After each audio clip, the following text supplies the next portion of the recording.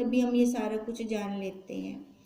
अंतःकरण से मिलकर जब ये मैंने सारा जाना, तब मेरे को लगा कि ये सारा कुछ कल्पना है ना, है कल्पना। हमें जैसे जन्माया, ये पृथ्वी है, ये आकाश है, हम जान गए।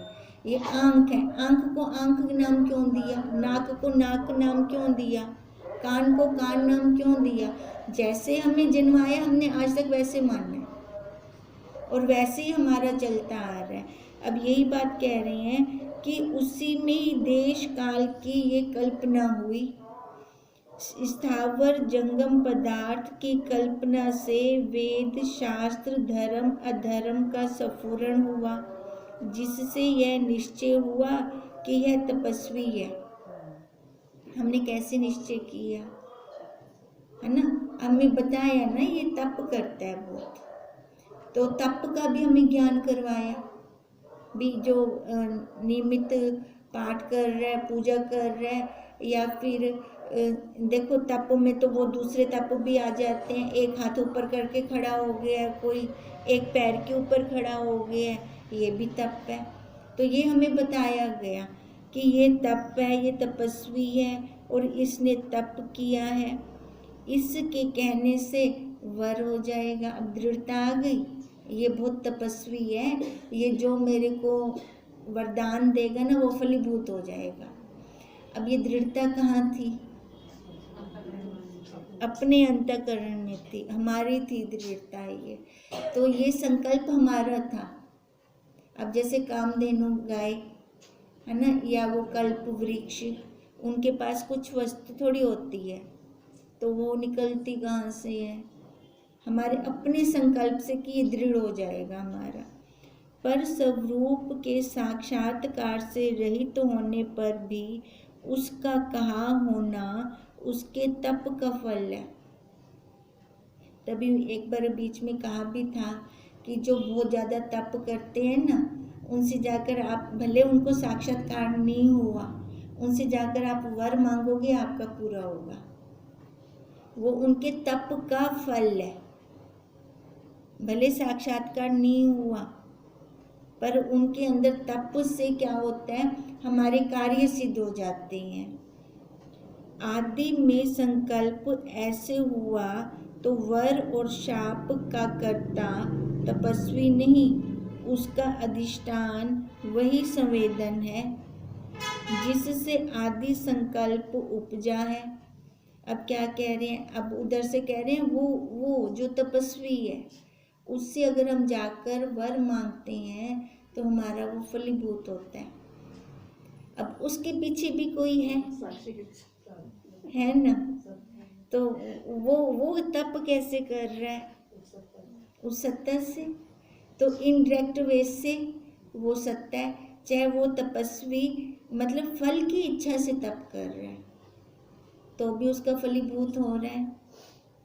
आदि जिससे आदि संकल्प उपजा है, उसका अधिष्ठान वही संवेदन है। हे राम, वर और शाप संकल्प रूप है, संकल्प संवेदन से ही पूरा है। देखो वर और शाप संकल्प रूप है। अब हमें पता है अगर ये हमें वर देंगे हमारा फल जाएगा, क्योंकि हम जानते हैं ये तपस्वी है। अगर ये हमें शाप दे देंगे वो भी फल जाएगा। अब ये धारणा किसके अंदर है, हमारे खुद के अंदर है, तभी उनका वर भी शाप भी हमें फल जाता है। वो संकल्प उधर नहीं है, संकल्प हमारे में, हम जानते हैं ये तपस्वी है ना। अब इनके सामने कुछ गलत ना करें, ऐसा कार्य ना करें जिससे वो दुखी हो, नहीं तो वो शाप भी दे देते हैं। हे राम, वर और शाप संकल्प रूप है, संकल्प संवेदन से पूरा है और संवेदन आत्मा का आभास है। तो मैं कारण और कार्य क्या कहूँ और जगत क्या कहूँ। आत्मा का आभास संवेदन ब्रह्मा है, जिसने आगे संकल्पपुर की सृष्टि रची है अब राम जी का यही प्रश्न था कि आप कैसे कहते हो, मैंने तो अज्ञानियों को भी वर और शाप फलते हुए देखे हैं, है ना। ज्ञानियों को नहीं रावण कैसे कह दिया आपने, खाली उनके थोड़ी फलते हैं, अज्ञानियों के भी फलते देखे हैं। अब क्या कह रहे हैं वशिष्ठ जी, अज्ञानियों के तब फलते हैं, हाँ तप तप हो उनका, और तप के पीछे आधार वही है उनका, है ना। तो निश्चय होता है, और इधर हमारा निश्चय, अब जैसे उन 10 भाइयों को निश्चय था कि देवी हमें दे गई है संकल्प, वो अज्ञानियों का तप है और शुभ कर्म है।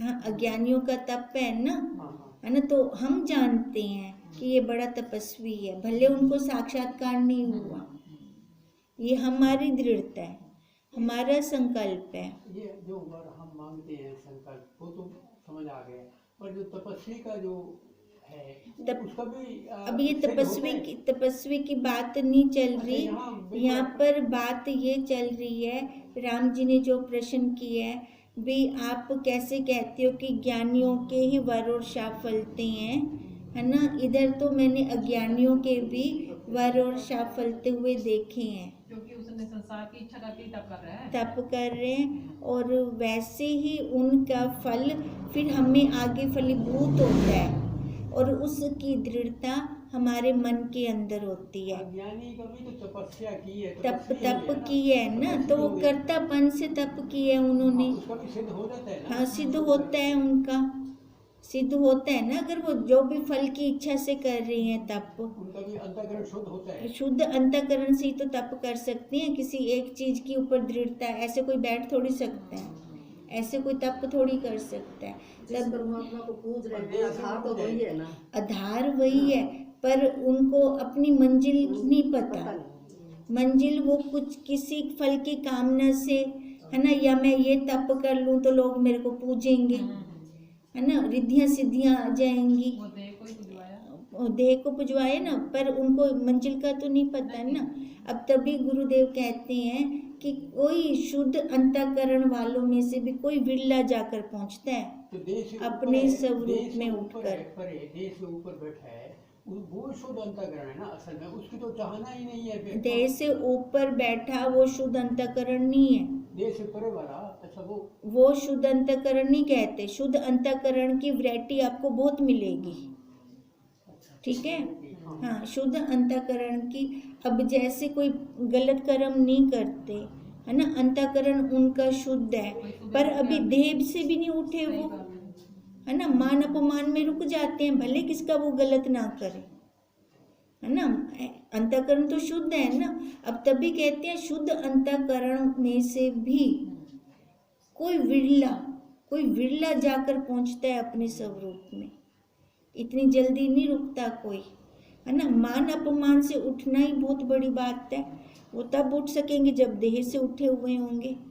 अंतःकरण तो शुद्ध है, पर अभी लगता है मान अपमान, तो वहाँ मान अपमान लगता है, तो अभी मतलब नहीं है ना मंजिल पे, अभी बाहर खड़े हैं ना, यात्रा उनकी बाकी है, अब यात्रा बाकी है। अब ये यात्रा में सारे लगे खड़े हैं, कोई आगे तो कोई पीछे, लाइन में तो सारे हैं ना, और हर एक को अपनी अपनी स्टेज का पता है, हम कहाँ तक जा सकते हैं और कहाँ अब हम खड़े हैं। अब यही बात कह रही हैं, हे राम, वर और शाप संकल्प रूप है, संकल्प संवेदन से फुरा है, और संवेदन आत्मा का आभास है, तो मैं कारण और कार्य क्या कहूँ, और जगत क्या कहूँ। आत्मा का आभास संवेदन ब्रह्मा है ना। ये फुरने कैसे आ रही हैं, पीछे आधार कौन है, वही ब्रह्म है ना। चाहे हमें अज्ञान वाले फुरने आए, संसार वाले आए, चाहे वो परमार्थ वाले आए, जिसने आगे संकल्प पूर्व की सृष्टि रची है, हम तुम आदि सब उसके संकल्प में है। अब आदि में फुरना तो ब्रह्मा को हुआ कि एक से बहुश्याम हो, अब बहुश्याम से, अब देखो, अब वही उदाहरण लो फिर, भी एक बंदा सो रहा है, उसके स्वप्न के अंदर 10 बंदे, है ना, 10 वो सो रहे हैं, फिर वो अपने स्वप्न में 10 बंदों को देख रहे हैं। अब देखो ऐसे ही तो सृष्टि का पसारा हुआ। शुरू में तो एक था, अब शुरू में वो ब्रह्मा जी से ये अनेक सृष्टियां निकल है। तो असल में हम स्वप्न नर हैं, है ना, स्वप्न नर है ना, ब्रह्मा जी के स्वप्न में है हम स्वप्न नर। फिर हम खुद स्वप्न देख रहे हैं, हमने अपनी अपनी सृष्टियां बना ली। ऐसे तभी तो कहते हैं अनंत सृष्टि। अनंत सृष्टि का आधार एक, है ना, उन सृष्टियों का आधार एक, वह ब्रह्मा निराकार, निराधार और निरालंब स्थित है, किसी आकार को नहीं प्राप्त हुआ, इससे उसका विश्व भी वही रूप जानो। अब जैसे सागर के अंदर लहर भी है ना, फैन भी है, बुदबुदे भी हैं, आ रहे हैं जा रहे हैं, खेल खेला जा रहा है। अब खेल खेले जाने के अंदर उनको नहीं पता कि मैं तरंग हूँ या बुदबुदा हूँ, है ना, जहाँ से निकलते हैं वहाँ लय हो जाते हैं बिना संकोच के। और सागर भी उसको अपने से अलग नहीं जान रहा, वो भी कह रहा है ये जल ही है, ठीक है। पर यहाँ पे जो खेल खेला जा रहा है, यहाँ पे अब जैसे तरंग को नहीं पता मैं तरंग हूँ या कुछ, है ना, जहाँ से निकलते हैं वहाँ निसंकोच लय हो जाती है। हम जहाँ से निकलते हैं निसंकोच लय नहीं होते, हम अलग बन जाते हैं। अलग जहाँ बन गए तो अलग से ही हमने सारा कुछ बना दिया। अब जहाँ से निकले वहाँ निसंकोच लय हो जाए, बीच का जो भी हो रहा है झमेला, हाँ ठीक है, बढ़िया है, वाह वाह है ना, देखते देखते ही लय कर दें, वो तो होता नहीं, हम अपनी बुद्धि लगा लेते हैं। अब ये देखो बुद्धि भी उसने दी, ठीक, अब उसको पता है ये बुद्धि दे रहा हूँ, झमेला भी वही करवा रहा है, अपना पुरुषार्थ करने। अगर हम अपना पुरुषार्थ करते हैं तभी तो उसमें मिलेंगे। अब बुद्धि उसने दी, है ना, अब झमेला भी उसी का ही है, पुरुषार्थ देखता है कौन वापस आमदा है मेरे को। अब इसलिए जो जानवर हैं उनको खाने पीने बच्चा पैदा करने तक की बुद्धि है, बाकी अपने स्वरूप को जान सकें ऐसा नहीं छूट सकते वो, ऐसा खाली मनुष्य ही छूट सकता है। और अगर मनुष्य शरीर है और हमने अपना काम नहीं किया तो हमने कुछ भी नहीं किया। हे राम, जैसे उसका स्पंदन हुआ है वैसे ही वह स्थित है, अन्यथा नहीं होता। अब हम कहाँ खड़े हैं, हम कहाँ पर खड़े हैं, हम अपने आप को क्या मानते हैं। अब जैसा हमारा स्पंदन होगा वैसे हमारी आगे सृष्टि होगी। क्या मानते हैं हम अपने आप को, हम क्या हैं? हम आधार हैं, आकार नहीं है, आधार है। हाँ, हम ब्रह्म हैं, हम साक्षी हैं, हम वही। अगर आधार मानते हैं हम अपने आप को तो उसके अंदर ही रहेंगे, है ना, चाहे जो कुछ मर्जी करते रहें, खेल खेल कर आ जाएं, वापस अपने घर आ जाएं। हम खेल खेल कर वापस अपने घर नहीं आते, है ना, तभी हम वहाँ से बाहर निकल जाते हैं। अब तभी का जैसा उसका स्पंदन होगा वो वहाँ स्थित होगा, अन्यथा नहीं। पुरुषार्थ जो है, मैं ब्रह्म हूँ ये करना है या देखते देखते लय हो जाता है वो करना है। अब एक सागर है, सागर के साथ अनेक नदियाँ मिल रही हैं अलग अलग रास्तों से, ठीक है, मिल तो उस सागर के साथ रही हैं ना, नदियाँ अलग अलग रास्तों से आ रही हैं।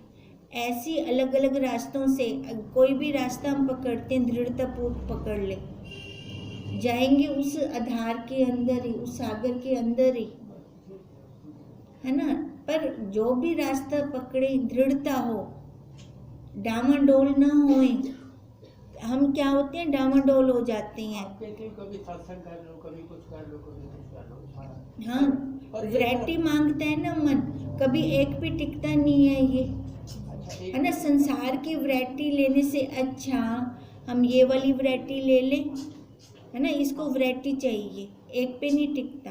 अगर एक पे टिक जाए वो तो बहुत अच्छा है ना। अगर एक पे टिक जाता है, देखो अगर वैरायटी लेकर भी इधर आ रहे तो भी कोई घाटा नहीं है, ठीक है है ना, तो भी कोई घाटा नहीं है हमें। जो वही विपर्य करे तो अन्यथा नहीं है, ना हो सकता है। अगर वो कोई विपर्य किंतु परंतु ही नहीं करता, मान लेता है कि मैं ब्रह्म हूँ, तो वही है ना। ये मन भी तो उसी ने दिया है, मन भी तो उसी ने दिया है। ये इसलिए दिया कि वो बाहर निकाल जाता है हमें। तो देख तू इसको कितना पकड़ सकता है। वही पानी वाला गुब्बारा, इमे में मारो वापस आवे, है ना। इमे बाहर वेंदा है मन, पुरुषार्थ अपना वापस आवे। अगर हमारा वृत्ति अंदर चल रही है, वो अपने आप गुब्बारा जैसे अपने आप पीछे आ जाते हैं ना, ऐसे हम बाहर खेल कर वापस आ जाएंगे। अगर हमारा पुरुषार्थ है, शुरू में तो हम इसको पुरुषार्थ कहेंगे, बाद में तो ये स्वभाव बन जाएगा, फिर पुरुषार्थ भी नहीं होगा, बार हमारा मन रुकेगा ही नहीं, हमें कहीं से रस ही नहीं आएगा। रस अपने अंदर आके बैठने से ही आएगा। अग्नि में उष्णता, वायु में स्पंदन इत्यादि जो गुण धर्म हैं, वे अपने अपने स्वभाव में स्थित हैं और मुझको सब ब्रह्म रूप है। देखो क्या कह रहे हैं, सारे अपने स्वभाव में स्थित हैं, है ना। जैसे अग्नि को हमने अग्नि इसलिए कहा क्योंकि उसमें उष्णता है, मिर्च को मिर्च इसलिए कहा क्योंकि उसमें तीखापन है ना। दूध के अंदर सफ़ेदी है तभी हमने उसको दूध कहा, जल नहीं कहा, ठीक है। कहते हैं ऐसे हमारी इंद्रियां भी अपने स्वभाव में स्थित हैं। और ब्रह्म, जो ब्रह्मा जी हैं, वो भी अपने स्वभाव में स्थित हैं, अपने आप को ब्रह्म मान रही हैं। जो अपने स्वभाव में स्थित है वो सही रहेगा, वो उससे निकला उसी में लय हो जाएगा। तभी वो कह रहे हैं कि मुझको सब ब्रह्म रूप ही दिखता है। क्यों? क्योंकि ब्रह्मा जी अपने स्वरूप में स्थित हैं और वशिष्ठ जी भी अपने स्वरूप में स्थित हैं, इसलिए उनको सब वही ब्रह्म रूप दिख रहा है। ब्रह्मा या ब्रह्म अपने को ब्रह्म मानते हैं या उनका स्वभाव ये जगत तरंगे हो रही हैं, ये बताओ। जो जगत, जो ब्रह्मा जी हैं, वो भी तो इसी जगत में हुए, हाँ, इसी जगत में हुए ना। वैसे ही उनका आकार हुआ, ऐसे ही उनका मन हुआ, मन बुद्धि चित्त अहंकार हुआ, अंतःकरण भी हुआ। उसके बाद भी उन्होंने अपने आप को वही रूप जाना, है ना। सागर जाना अपने आप को ब्रह्म जाना। तो अब ऐसी वशिष्ठ जी भी कह रहे हैं मुझको तो सब ब्रह्म रूप दिखता है, इसके अलावा अलग से कुछ द्वैत दिखता ही नहीं है। जैसे शरीर में हाड़ मांस से भिन्न कुछ नहीं होता, वैसे ही मुझको ब्रह्म से भिन्न कुछ भाषित नहीं होता। भले आकार दिख रहे हैं नाना प्रकार के, हुए तो इसी जगत में ना, स्वभाव पे दिखते हैं। स्वभाव पे रुक गए। उन्होंने सब कुछ ये लहरें, स्वभाव, किरणें, ये सबको खत्म कर दिया है उसने। दिख रहे हैं तो भी वही रूप है, हाँ, हाँ, मतलब ठीक इसको है। खत्म कर दिया ना, वो तो लहरें, किरण, स्वभाव को खत्म किया या हो गया, हो गया। शुरू में तो करना पड़ेगा। अब ब्रह्मा जी शुरू में ही अपने स्वभाव में थे, भले आकार ले लिया उन्होंने, तो भी वो अपने आप में टिके रहे। जैसे घट में मृत्तिका से भिन्न कुछ नहीं होता और काष्ठ की पुतली की काष्ठ से भिन्न चेष्टा ही नहीं होती। अब मिट्टी में से, है ना, मटके में से मिट्टी को निकाल दें, मटका बचेगा ही नहीं। अब लकड़ी की पुतली में से लकड़ी को निकाल दें, वो पुतली बचेगी ही नहीं। अब आधार तो वही है ना, मिट्टी हो गया, लकड़ हो गई। अब ऐसे ही इसका आधार, हम सब का आधार वही सत्ता है। अगर सत्ता को अलग कर दें, बचेगा ही नहीं। और सत्ता को वैसे भी हम अलग कर ही नहीं सकते, कण कण में व्यापक है ना। उसने हमारी परीक्षा के लिए ऐसे तबूत बना दिया, ये आकार बना दिया भी चलो मारो मत्था। खुद छुप बैठा है, छुपिया भी किदे अंदर आते छुप बैठा है ना। अब जैसे बच्चे खेलते हैं ना, कोई चलाक बच्चा हो ना तो हुंदे ही समान हुंदे अलमारी में छुपा दे से और लब से था बाहर है ना। मेरी अलमारियां पट से ना, अपनी अलमारी तक है ना देख से। अब ऐसे उसने हमारे साथ खेल रचा है, खुद छुप छुपाते साकू बनाते अंदर आते छुपते बह गए। हुण आखदे लभो, हुण जेड़ा लभ से वो पागिन से। हुण लभ सुविधा अगर बिना बाहर ना लभू किदे लभू, अपनी अलमारी में लभू मिलवे से बोला। अब यही बात की है कि उससे अलग तो कुछ नहीं है। वैसे ही जगत ब्रह्म से भिन्न नहीं होता। अब बार बार प्रश्न तो यही आ रहा है ना, राम जी कहते हैं जगत दिखाई देंदा है, जगत दिखदा है। उन्होंने को क्या आखदे पेन वशिष्ठ जी? अब जैसे सागर के स्वभाव में लहरें, तरंग, बूंद, बुदे, फैन, ये सब आता रहेगा, उसका स्वभाव है। ये खेल रहे हैं हम स्वप्नर में, सपना कुछ नाव में खेल रहा है ना। कुछ नाम में अगर जानते हैं तो ना, है ना, भी देखते रहे चाहे जहाँ मर्जी जिधर मर्जी जाएं, जिधर मर्जी जो मर्जी चेष्टा करें, अपने आधार को न भूलें, अपने घर आ जाएं वापिस। हम अपने घर नहीं आते, बाहर निकल जाते हैं। हे राम, यह सब जगत जो तुमको भासता है ब्रह्म ही है। ब्रह्म ही फूटने से नाना प्रकार जगत के रूप में भासित होता है। ये नाना तत्व जितना भी दिख रहा है ये सारा वही है, ब्रह्म है, ब्रह्म है। अब देखो पीछे हम जो ये कर रहे हैं ना, है ना, रोज अध्ययन करते हैं हम शास्त्र का, तो यही निकल रहा है ना, यही निकल रहा है कि सारा ब्रह्म है, सारा ब्रह्म है। ये बार बार बात रिपीट क्यों हो रही है कि किसी न किसी ढंग से हमारी बुद्धि में बैठ जाए, कि हमें भी लगे कि ये ब्रह्म है सारा, उसी के अंदर ये खेल रचा जा रहा है। लगे मैं रोज तो खेल खेल रहा हूँ, है ना, घर तो मेरा अपना है, ये घर कहने, ये खेल खेलने के लिए वापिस आने, अपने घर आते हैं तभी शांति आती है। ऐसी बार खेल खेल कर अपने घर आ जाऊँ मैं, अपने घर आता हूँ तो मेरे को शांति आएगी। जैसे समुद्र अपनी दृढ़ता से तरंग, बुलबुले, फेन आदि होकर भासित होता है, वैसे ही ब्रह्म संवेदन से जगत रूप होकर दिखता है।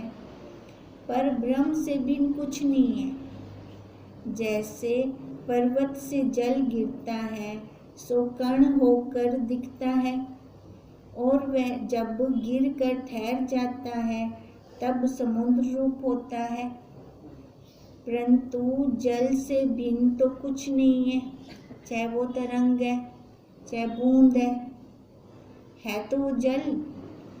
तैसे ही जब चित्त फुरता है तब नाना प्रकार का जगत भासित होता है, और जब ठहर जाता है तब सब जगत एक अद्वैत रूप दिखता है।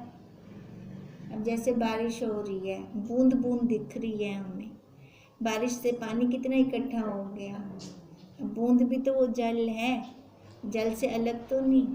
अब ऐसे ही कह रहे हैं कि जब में चित्त के अंदर फूलना आने शुरू हो जाते हैं, थोड़े थोड़े फूलने, छोटे छोटे फूलने, अब ये फूलने इतने सारे हो जाते हैं, और जब ये ठहर जाता है हमारा चित्त और कुछ नहीं रहता, तब ये सारा वो अद्वैत रूप जगत एक हो जाता है, फिर अलग तो नहीं है ना उससे, सारा वही है ना। अब जैसे बूंद बूंद को हमने इकट्ठे जल की संज्ञा दी, पानी इकट्ठा थी गए, अब ऐसे ये सारे फूलों को, नाना तत्व जगत को जितना कुछ देख रही हैं, इसको बाद में जब चित्त ठहर गया, अपने आप निकल से, किसी को कहने की जरूरत नहीं है, ये ब्रह्म है। फिर हम उसको बाद में संज्ञा देंगे ये ब्रह्म है। जब ठहरेगा, जब वो ठहर जाएगा। अब जब बारिश हो रही होती है तब हम बारिश बोलते हैं, जल नहीं बोलते। जब इकट्ठा हो जाता है, ठहर जाती है बारिश, तब हम कहते हैं जल। अब ऐसे ही जब वो फुन्ने ठहर जाएंगे, वो बूंद बूंद बूंद, ये नाना तत्व जगत इकट्ठा हो गया, और जब वो ठहर गया, मन ठहर गया, चित्त ठहर गया, फिर हमने बोला ब्रह्म। पहले नहीं बोलेंगे ब्रह्म। ठहराव जरूरी है, उस चित्त का ठहराव जरूरी है। वो ठहराव के साथ ही तो देखेंगे ना, भागते हुए को कैसे पता चलेगा क्या क्या है, बैठे हुए को पता चल से ना। पर ब्रह्म से बिन कुछ नहीं होता। ब्रह्म ही स्थावर जंगम रूप दिखता है।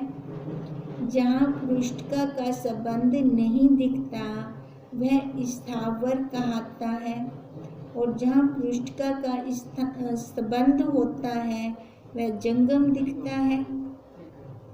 परंतु आत्मा में दोनों तुल्य हैं। जैसे हम बार बार कहते हैं, एक चाबी वाला खिलौना, एक बिना चाबी के खिलौना। खिलौना तो दोनों हो गए ना।